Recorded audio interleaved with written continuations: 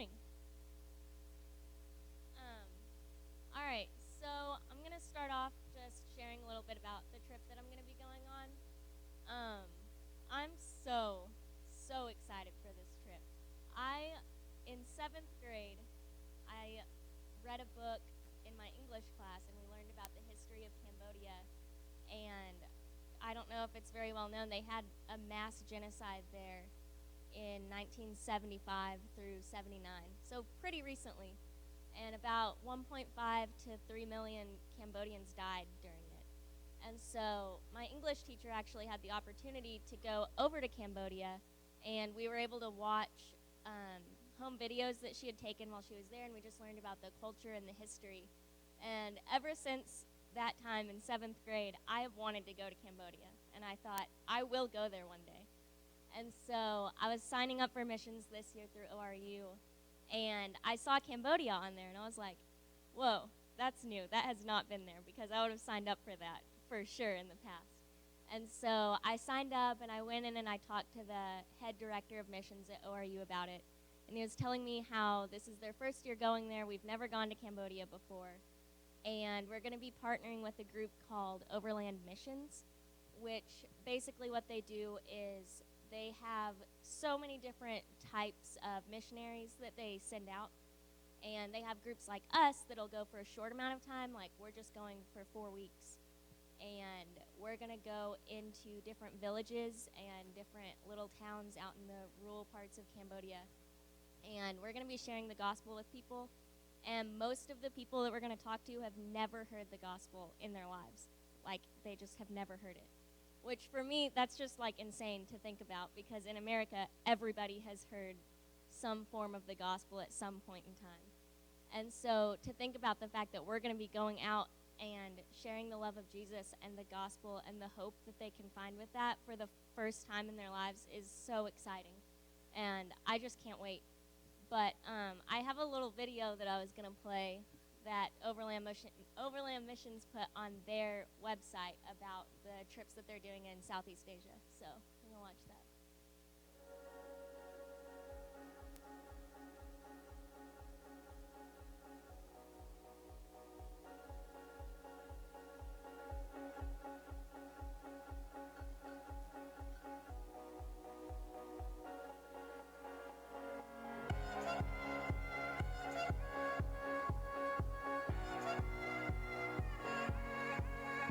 Some of the newest regions that Overland Missions is pioneering in is within Southeast Asia. These countries have just been severely oppressed by the Kingdom of Darkness. They've been facing genocide, military dictatorships, and civil war for 50, 60 years. They've been closed. They're just opening up within the past few years, and so we're spearheading into these areas with expeditions and laying the foundation of the gospel so that our long-term people then can come in behind us.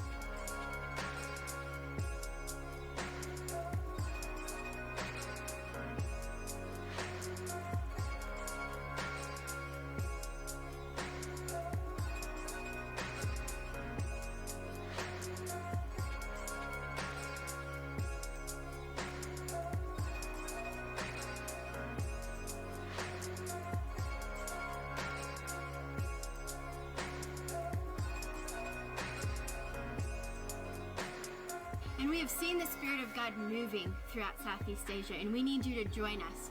We need people to come reap the harvest that is there within those nations.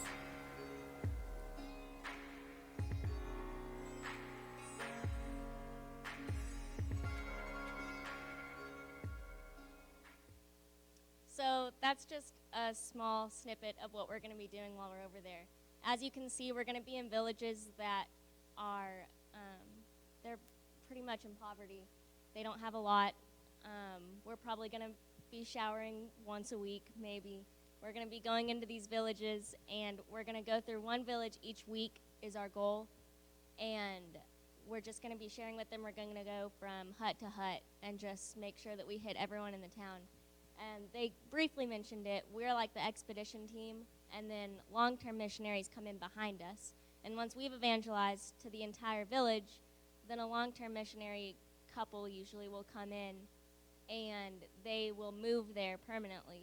and they will set up a church, and they will continue ministering to the people to make sure that we're not just there and then gone, and then they just say, well, that was nice, but I don't know what to do now. So they're going to have someone who's going to come in, and they're going to train up people in that village, and their goal, and what usually happens, is they train up other people within that village to take over. And we actually have already had the opportunity to talk to a couple of the missionaries that we are going to be going with. And they said basically what they do is they are training people to take their jobs, to put them out of a job, so that they come back and then they go out and go somewhere else. So it's a great, wonderful foundation that they have here that's really doing a great job of going into unreached people groups and just sharing the gospel with them and making sure that everyone is having the ability to hear it. Because they said, you may or may not know, one of the 7 wonders of the world is in Cambodia, Angkor Wat. And so people go there, millions of people go there year-round. But they said if you go just a couple of miles outside of that main city that they're in, you'll run into people who've said, we haven't seen a white person in 10, 15 years because nobody leaves from right outside that main city. So I'm super excited to get to go out and just minister to these people. One of the things I'm most excited about is there's actually a Vietnamese village who during like the Vietnam War, they came up fleeing from Vietnam and came into Cambodia. And the Cambodians didn't want them. So they said, you know what, we'll give you this lake for you to live on.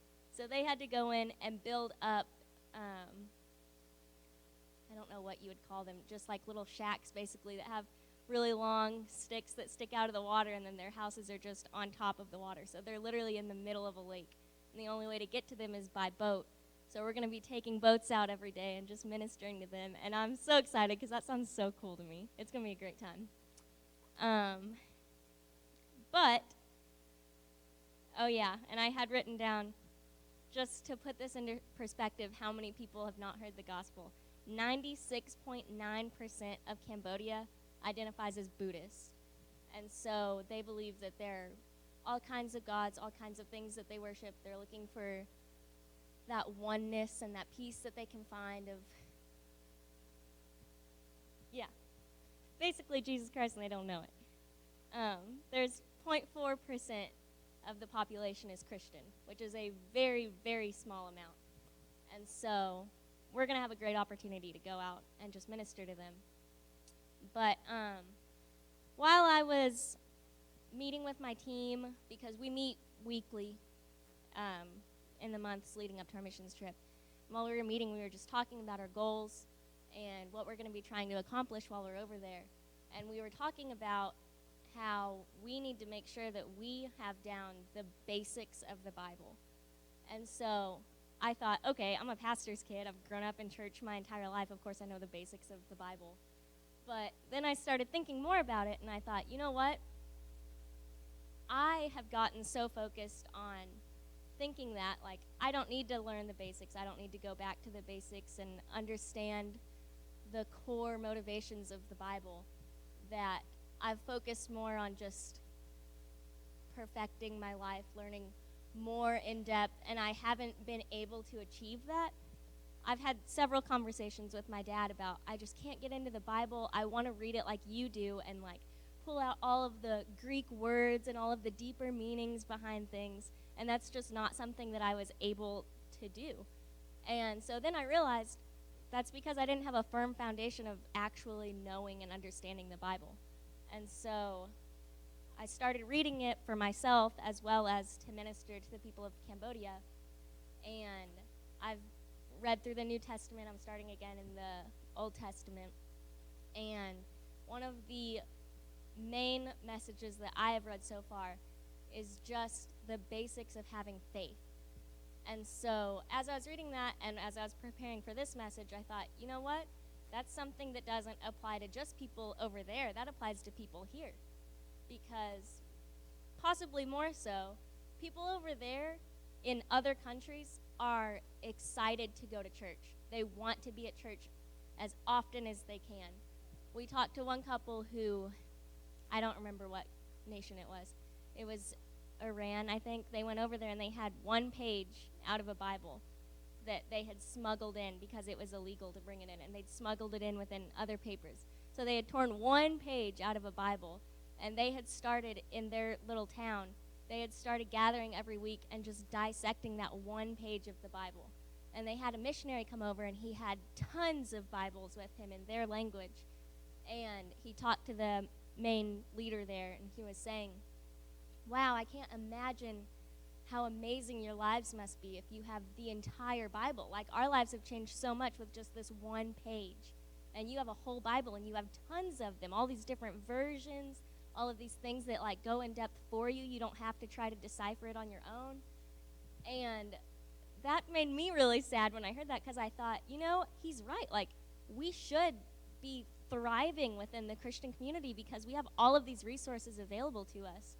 But people here, instead of us being able to really understand the Bible and go more in depth with it, we, especially pastors, their main job is just trying to get people to come to church each week. Like, if they can get people to come back week after week, that's a success for them. It doesn't really matter if they're really getting into the Word or not. And so we're having to build up this Christian community of putting on a show for people just to entice them into returning week after week, instead of them just wanting to come back and get that Word in their life and building that community with the people around them, of people that care for them and love them through Christ, which is the greatest kind of love that we can give one another. And so I just thought, like, we need to change that somehow. We need to change to where our lives are completely centered and focused on Him, and we're not doing what we think we need to do. We're doing what the Lord is calling us to do. And so I've just been kind of reading some of that. I have some scriptures that I'm going to talk about. The first that I was going to talk about was in Genesis, starting way back in the beginning. It's talking about Abraham. And I'm going to have my dad go ahead and put that up there. So Genesis 12:1, it says, "The Lord had said to Abram, 'Leave your native country, your relatives, and your father's family, and go to the land that I will show you.'" And so they go, they gather up all of their things, all of their people, and it says, "Abram traveled through the land as far as Shechem. There he set up camp beside the oak of Moreh. At that time, the area was inhabited by Canaanites. Then the Lord appeared to Abram and said, 'I will give this land to your descendants.' And Abram built an altar there and dedicated it to the Lord who had appeared to him." And then if you could go back to the first verse. So I want to go in on the end of this. And it says, "Leave your native country, blah, blah, blah, and go to the land that I will show you." So what I want to point out in that, it's easy to just skip over that. It says, "To the land that I will show you." So Abraham took his family, all of the people within his service, and all of his cattle, everything he owned. He picked it up and moved. And it wasn't like they were just moving down the block. They went hundreds, maybe even thousands of miles because, will you put that picture up? I put the map of the direction they put. They had to go up around this desert, and they ended up all the way down there at the bottom. So this was a long journey. And just think, they're going all this way, and they have no idea where they're going. Because like that verse says, the Lord only told him, "To the place that I will show you." So they're just marching along until they get to a place where Abraham hears the Lord tell him, "All right, this is the place, and you can settle down here." And so I just thought, what kind of faith is that? Like, some of us aren't even willing to give up, say, a job opportunity because we think, okay, this is the best it's going to get. I have to take this right now. And if I leave this, I'm not going to find anything better than this. Instead of trusting that the Lord knows what He's doing with us and giving us everything that we need and providing for us and taking us to this better land that He's going to give us. And so, I mean, obviously, Abraham is known for being a man of faith. He's talked about in Hebrews 11, which is the chapter that talks about the heroes of the faith. But that's just an incredible kind of faith that all of us should strive to be like. We should be willing to give up everything in our lives just to follow Him. We shouldn't be worried about where the end is going to be. We should just follow the Lord, and we don't have to worry about having everything planned out for us.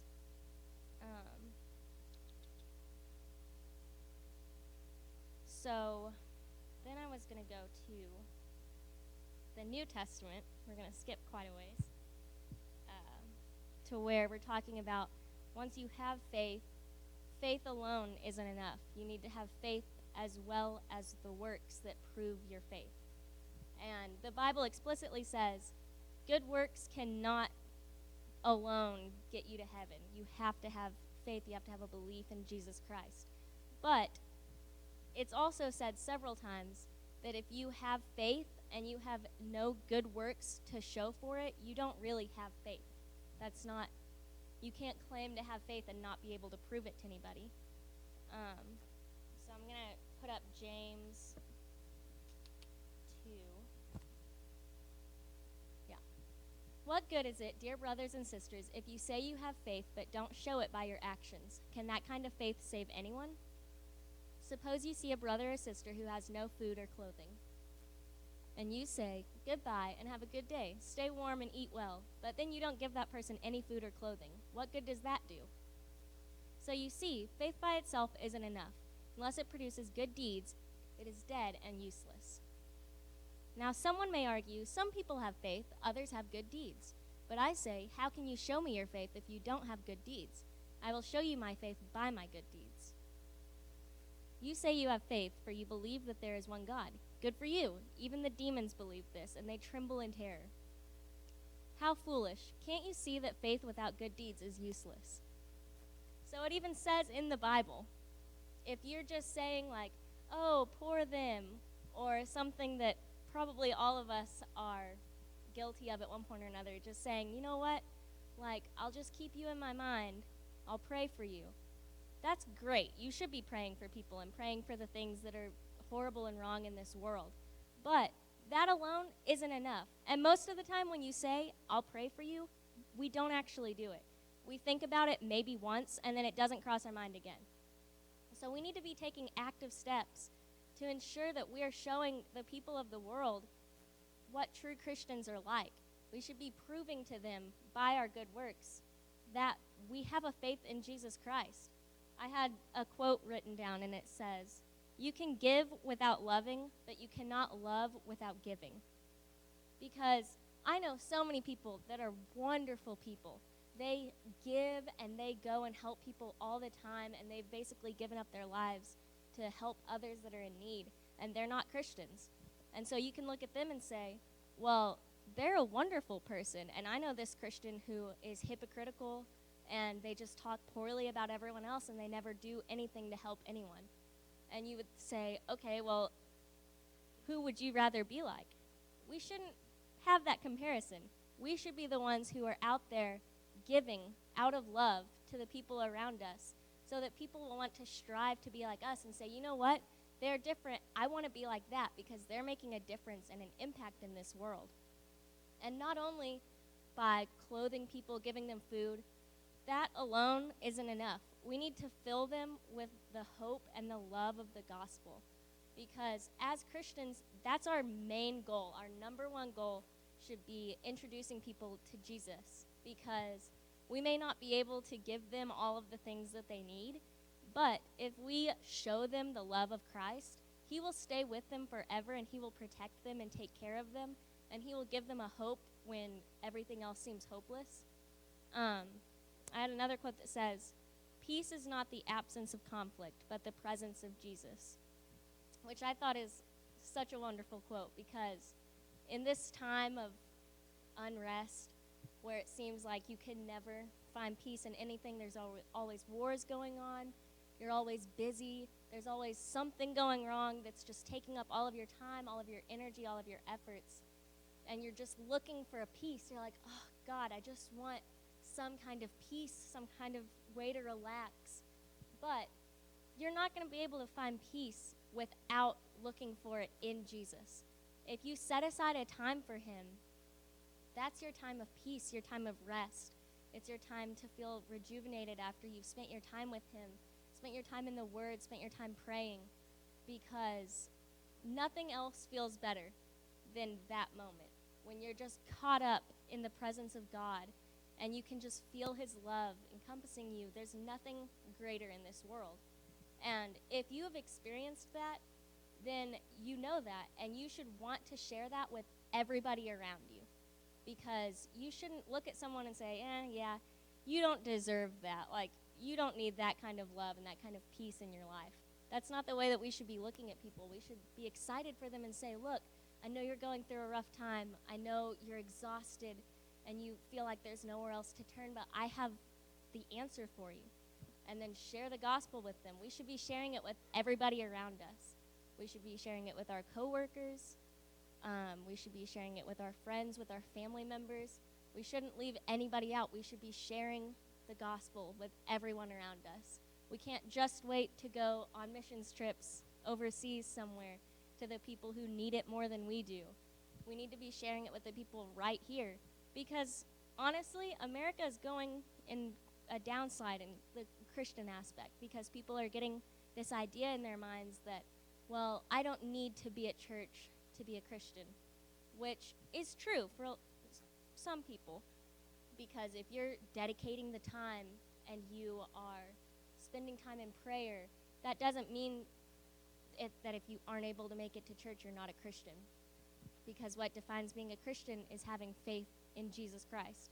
But being in the church builds up a community around you that when you're facing hard times, you have people to lift you up, you have people to fall back on that care about you and love you and want the best for you. And this is something I myself have realized greatly this year in college. I hadn't done the greatest job my first 2 years of college going to church every week because I go to a Christian college. We have chapel twice a week. And I wanted to sleep in on Sundays because I was tired. I'm up getting 4 hours of sleep every night probably throughout the week. And I just thought, I'm getting church during the week. I don't really need it. But this year I decided, I made an effort. I've gone to church almost every single week in Tulsa. I have a home church that I'm around. And I can tell a difference within myself of just how stronger it's made my faith, because just going in and setting aside a time where, unlike for chapel, that's required. I get fined if I don't go. If I go to church on Sunday, I'm choosing to go. I'm choosing to wake up early. I'm choosing to get ready and go somewhere, go outside in the cold when I would rather just stay in my bed. I'm making that conscious effort to get up and decide, my relationship with Jesus is more important than my want for sleep right now. And so I have realized just the difference that it makes within your life when you're making that decision every single week to get up and to go spend time praising God, spend time getting into the Word, being ministered to, being able to build connections and relationships with the people around you within your church family. And so I thought, especially since this is the first week of the year, maybe some of you have made New Year's resolutions that, I'm going to go to church this year. I'm going to consistently go to church. You should. That should be everyone's resolution, especially if you are not that great at coming to church. I understand how hard it is, trust me. I went 2 years in college without really going to church very often, and I would just watch online, or I would watch him, and that was good enough for me. But you should be getting into church. You should be building up a community around you, because then when you are out there spreading the word, you can invite people to come back here with you. You don't want to invite people to church and then say, yeah, you can come with me, and you come, and you haven't been there in 4 months, and people say, wow, it's so nice to see you. We haven't seen you in forever. Where have you been? That doesn't look very good to the person that you just invited to church with you. And you're saying, you need to be in church, but I never come. That's just not the message that we want to be sending out to people. You should be making the decision and making the effort to be here week in and week out. So I was going to share my personal favorite verse with you guys. It's Titus 2, 7, and 8. And it says, show yourself in all respects to be a model of good works, and in your teaching show integrity, dignity,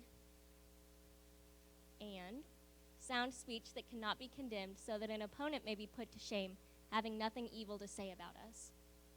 That is the verse that I try to live by.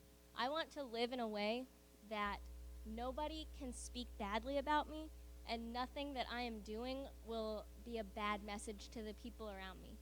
Because in the end, even if I'm doing things that for me don't seem like that big of a deal because I feel like it doesn't affect me very much, if I'm doing something that even has the slightest possibility of leading someone else astray, I should be conscious of that, and I should be making an effort to make sure that I'm not doing those things around those people, because as brothers and sisters in Christ, we want to do things that are going to keep each other on the path. We want to be keeping each other accountable, not showing them, well, yeah, this is how I live. I personally don't think it's that big of a deal, but then they go and just, it consumes their time, or they just get addicted to it, and they just go downhill because of that. You don't want that on you, because you're going to have to stand before God, and if you're going to be questioned about that, you don't want to just say, well, it didn't affect me that much. You're going to get questioned. Well, you should have been thinking about your brothers and your sisters in Christ, because the thing that maybe didn't lead you astray or wasn't that big of a deal to you was a huge deal to them, and that's something they'd struggled with, and that just caused them to go downhill. You don't want that on you. So I just wanted to kind of come and encourage you guys, just kind of remind you as we go into this new year that you need to make sure that your faith in God is the number one thing in your life.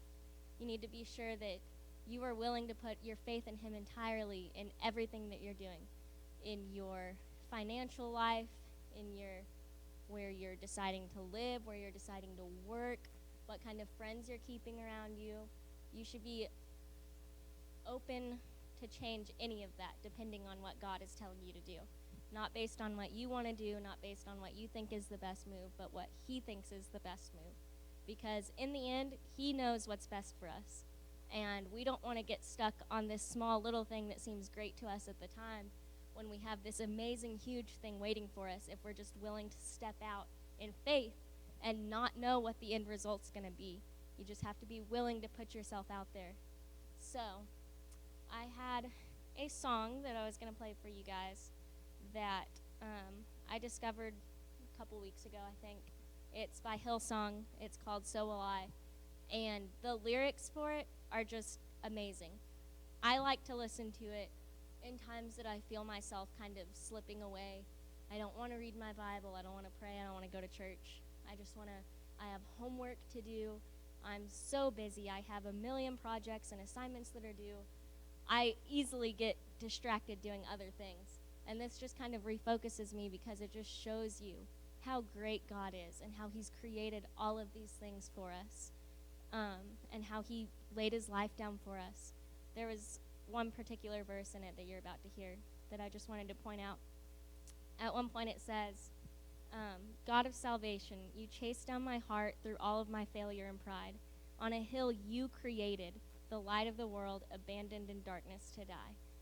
That just hit me hard when I heard that the first time, because I thought, you know what, that's so true. He created everything. He even created that hill that He knew one day He was going to have to walk up that hill, and He was going to have to die in such a brutal way. And He still did it willingly for us, because He loves us and He wants the absolute best for us. So I'm going to go ahead and play the songs, and I want everyone to focus in for a minute, really listen to the lyrics, and just allow the Lord to just speak to you while you're listening to this song. So thank you, and that's all for me.